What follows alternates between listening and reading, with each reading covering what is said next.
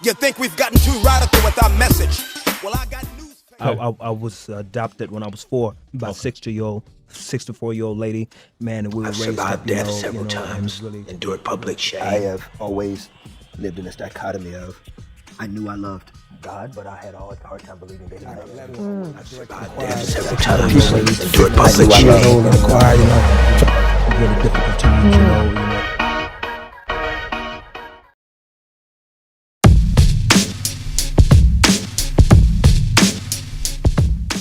Kirk Franklin, a name synonymous with powerful vocals, electrifying performances, and a soul ignited by a passion for music and faith. Born Kirk Smith in 1970, his early life wasn't a fairy tale. Abandoned by his biological mother, he found refuge and a foundation of faith in the loving arms of his Aunt Gertrude. Music became his sanctuary, his fingers dancing across the piano keys at the tender age of 4. By 11, his talent resonated through the church halls as he led the choir with a maturity beyond his years. However, life wasn't always a harmonious melody. As a teenager, he grappled with the complexities of adolescence, facing rebellion and the consequences of his choices. Yet through it all, music remained his constant companion, a refuge in the storm. Under the guidance of Jewel Kelly, his voice gained strength, his musicality blossomed, and a dream began to take shape. This is the life story of Kirk Franklin, like never before. What's your all-time favorite Kirk Franklin song? Drop it in the comments below. And don't forget to subscribe for more inspiring stories.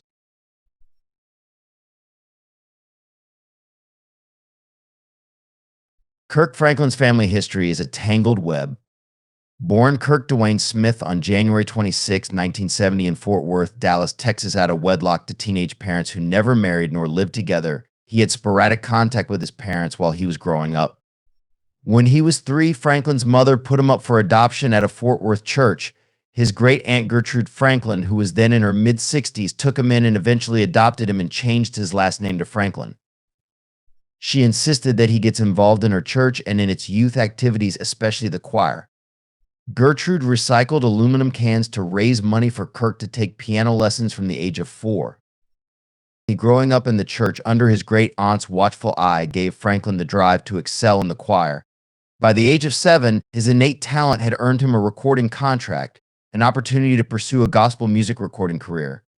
His great-aunt expressly forbade this, citing Franklin's extremely young age. A mere 4 years later, Franklin had attained the rank of minister of music at the Mount Rose Baptist Church. In this position, he was responsible for all of the music for all of the choral groups at the church, overseeing up to 60 older members. While he was growing up, the choir and its attendant lifestyle were still more of a sideline to Franklin than his life's vocation. Commenting on this in an interview, Franklin said, "I was always a moody child. In the house, it was just me and an older woman. When I got around my peers, I just went buck wild because I wanted to be a kid, you know." Hedonism filled Franklin's days when he was not in church. His rebellious antics included fighting, hanging around with gang members, hanging out at pool halls, causing trouble at school, fighting and smoking marijuana. When he was 15, Franklin's friend, 17-year-old Eric Pounds, was killed when his parents' gun fell from the top of the closet and accidentally discharged. Devastated, Franklin sought solace from the church, reading the Bible and getting more involved in music. He enrolled into Oscar Dean Wyatt High School, but was expelled for bad behavior before graduation. His great-uncle had passed away years before, and his Aunt Gertrude passed when he was 17, leaving Franklin to fend for himself. He began working as pianist for his previous music teacher and her choir, Jewel Kelly and the Singing Chaparrals. The following year, Franklin's faith was tested again when he got his girlfriend pregnant. Franklin told the Newsweek, "Those two things changed my life and got me in touch with the Lord and the Lord's music." He added to that, "What I had done was wrong, but God forgave me, so I was able to forgive myself." Franklin's girlfriend gave birth to his first child, Carrie, when Franklin, a single parent, was 18. She raised him by herself until early 1996. It was then that Franklin decided to do for his son what was never done for him. "I didn't want my son raised like I was. I wanted him to know his father." Franklin also co-founded a gospel group, the Humble Hearts, which recorded one of Franklin's compositions and got the attention of gospel music legend Milton Bigham, musical director of the Georgia Mass Choir. Impressed, Bigham enlisted him to lead the Dallas-Fort Worth Mass Choir in a recording of Franklin's song, Every Day with Jesus. This led to Bigham hiring Franklin, just 20 years old at the time, to lead the choir at the 1990 Gospel Music Workshop of America convention, an industry gathering. The Dallas-Fort Worth Mass Choir released 2 albums on Milton Bigham's Savoy Records with Franklin, 1991's Look How Far We've Come and Another Chance in 1993. Bigham, who was Franklin's mentor in the industry, offered him a solo recording contract with Savoy. After much thought, Franklin politely declined, feeling that on the Savoy label he would only be a small fish in a big pond. In 1992, Franklin organized the Family, which was a 17-voice choir formed from neighborhood friends and associates. Vicky McLatale, the co-founder of fledgling gospel-centric records label, heard one of their demo tapes and was so impressed she immediately signed up Kirk the Family to a recording contract. In 1993, the group, now known as Kirk Franklin the Family, released their debut album, Kirk Franklin the Family. It spent almost 2 years on the gospel music charts and charted on the R&B charts, eventually earning platinum sales status. It remained at number 1 on the Billboard Top Gospel Albums chart for 42 weeks. It was only the 3rd gospel music album to sell over 1 million units after Aretha Franklin's Amazing Grace and BB and CeCe Winans' Addictive Love. The breakthrough success of Kirk Franklin and the Family in 1993 exceeded the expectations of both gospel-centric and Franklin. The album contained the hit inspirational track, Why We Sing, which not only topped the gospel music charts but managed to break out of the gospel ghetto and attract serious attention and airplay on rhythm and blues R&B stations as well. LaTalade, addressing media, said, "We didn't know if the R&B stations would pick it up. We just wanted to make them aware of it because it was doing so well in gospel. The record's mainstream success kind of caught us off guard," adding nonetheless that the success of Why We Sing was something we had quietly prayed for. Numerous program directors from R&B and urban music stations across America mentioned that the positive, uplifting message of Why We Sing hit a nerve with R&B and urban music listeners. It was such a contrast to the graphically profane and sexually explicit lyrical content of a lot of the current urban music. Franklin explained his appeal to saying, "Black youth are looking for spirituality and a better way to live. I'm doing what it takes to get the attention of my generation. Kids are killing their parents. They're lost. Someone has to bring them back." Franklin's hard work paid off as Why We Sing won the Gospel Music Song of the Year award in 1993, and he and his band took home the award for the year's Best New Artist as well. Accolades and recognition did not stop there. The album, Kirk Franklin and the Family, became the first gospel album to go platinum in America. The sales were fueled, in no small part, by the success of Why We Sing on the contemporary Christian gospel, R&B, and pop charts. The 1995 Christmas release, Kirk Franklin and the Family Christmas, was also popular, and the release of What You Looking For debuted at number 23 on the pop albums chart in 1996.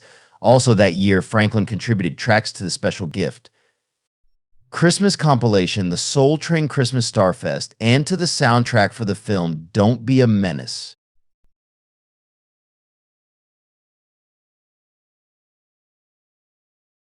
Franklin's previous work served as a prelude to the phenomenally unprecedented success of his 1997 album, God's Property from Kirk Franklin's New Nation, as the album went gold, selling 500,000 copies in its first month of release. It topped not only the gospel charts but the R&B charts as well, and even managed to make it to number 3 on the pop charts. The album's success was driven by the smash hit Stomp, which sampled George Clinton's funky One Nation Under a Groove, and featured a rap from Cheryl James, also known as Salt from Salt and Pepper. Franklin first met God's Property at a gospel concert where the Dallas-Fort Worth Mass Choir and the Family were performing on the same bill. Franklin invited God's Property to sing on What You Looking For, and he then get a song on the soundtrack for Spike Lee's 1997 film Get on the Bus. Although never released as a single, Stomp became the first gospel song to make it into heavy rotation on MTV. Stomp also managed to seduce young people who had strayed from the church with its propulsive beats, rhythmic clapping, and intoxicating chorus. Defending his use of hip-hop to promote the word of God, Franklin told U.S. News World Report writer Tom Gear, "There's nothing sinful about the beat. When I've got their attention, I hit them with the holy dope. I'm a holy dope dealer." Linda Searight, the music teacher who formed God's Property in Dallas in 1992, concurred with Franklin and said, "Going into nightclubs, that's just God coming through wherever he wants to come through. The nature of what we're doing is outreach, and that means you have to reach out to bring in." In early 1996, Kirk Franklin married Tammy Collins, a longtime friend. He brought his son into the marriage and her 7-year-old daughter. The two later had children together. Kirk Franklin has 4 children from 2 relationships. Carrion Franklin, born 1987, is Kirk's eldest son from his previous relationship with Kimberly Williamson.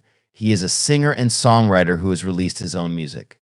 In 2021, a private conversation between him and his father made headlines in which both can be heard using profanities, but they have since reconciled.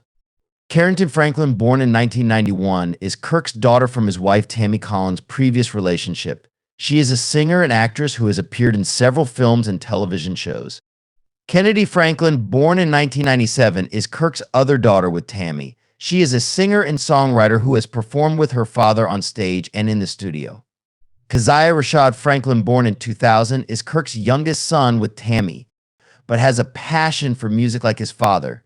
He got into music at a young age thanks to the musical background he was raised in.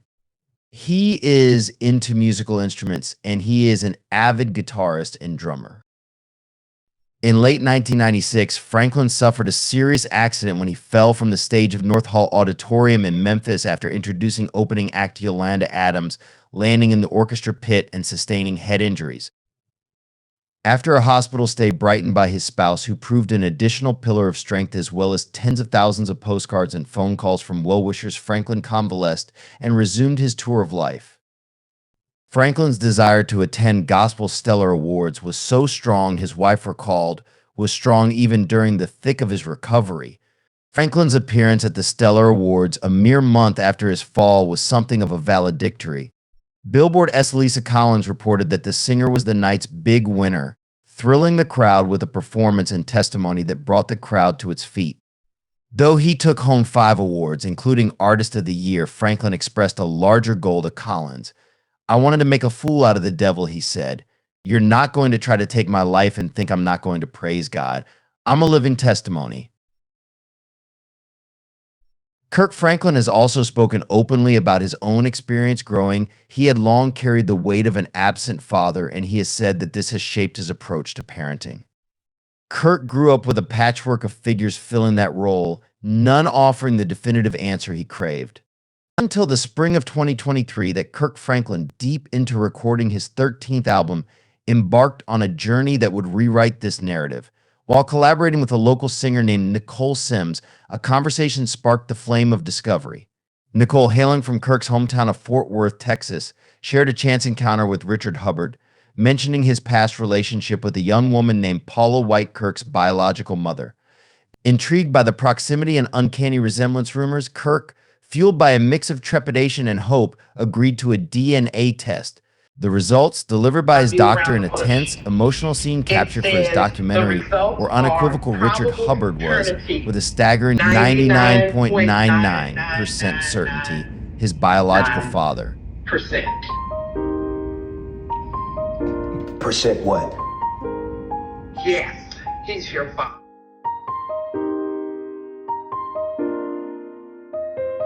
The revelation shattered decades of assumptions and unhealed wounds. Kirk, who grew up with a patchwork of father figures, finally held the key to a lifelong question. Look at yourself and say, Don't you wanna be happy? I always want to be a struggling artist. The distance wasn't just geographical, it was a lifetime of missed moments, yearning, and unanswered questions. Encounter, documented in Father's Day, A Kirk Franklin Story, was a tapestry of raw emotions. He didn't even know. He didn't even know he had a son. And I didn't even know I had a father.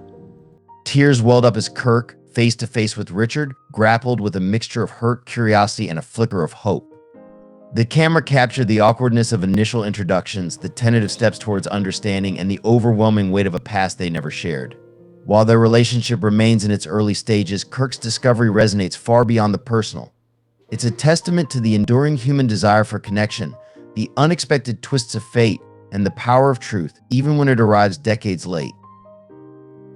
I gotta process this moment. Because I'm processing a lie. For Kirk Franklin's life wasn't just about music, his rise to fame fueled a passion giving back.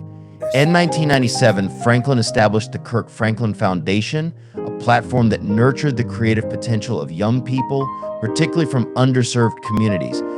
Since then, it's provided music education programs, workshops, and mentorship, shaping a generation of artists with a message of hope. But his impact wasn't confined to his own foundation. He lent his star power to various organizations like Feed the Children, the American Heart Association, and Compassion International. You are here for a great purpose in life. That when God made you, He took His time with you. You are special. Benefit concerts, public awareness campaigns, and even a 2020 collaboration with Compassion on a re-recorded Lean on Me featuring children in poverty showcased his commitment to collective action. This Lean on Me project wasn't just a musical masterpiece, it was a global choir of hope, amplifying the voices of over 120 children from 25 countries. This collaboration, born from his 2020 trip to the Dominican Republic with Compassion, perfectly captured Franklin's philosophy: music inspires, but compassion transforms. While his musical contributions to the gospel genre are undeniable, his journey has also been marked by controversies that have sparked discussions about faith, leadership, and accountability. Franklin has faced criticism for various incidents. In 2021, a leaked audio recording of a heated argument between him and his son, Carrie-Ann, went viral. The profanity and verbal abuse sparked discussions about family dynamics and leadership within the church. Carrie-Ann has publicly accused Franklin of physical and emotional abuse throughout his childhood, adding another layer of complexity to the public image of the gospel singer. Franklin has occasionally made statements deemed insensitive or offensive, particularly on social media. His comments regarding homosexuality and divorce have attracted criticism within the religious community. These controversies have led to debates about separating the art from the artist and the responsibility of public figures, especially those associated with faith. While some condemn Franklin's actions, others defend him, citing his apologies, personal growth, and continued charitable work. 31 Grammy nominations, winning 19 of them. He has won more than 20 Dove Awards from the Gospel Music Association, and he has also earned 23 Stellar Awards. Kirk has received 10 BET Award nominations, winning for Best Gospel Artist in 2006 in The Doctor. Bobby Jones Best Gospel Inspirational Award for We Win shared with Lil Baby in 2022 and Bless Main shared with Maverick City Music in 2023. He won an American Music Award for Favorite Contemporary Inspirational Artist in 2006. If you enjoyed watching this video, give it a thumbs up. Leave a comment below letting us know what other gospel legends you'd like a video on next.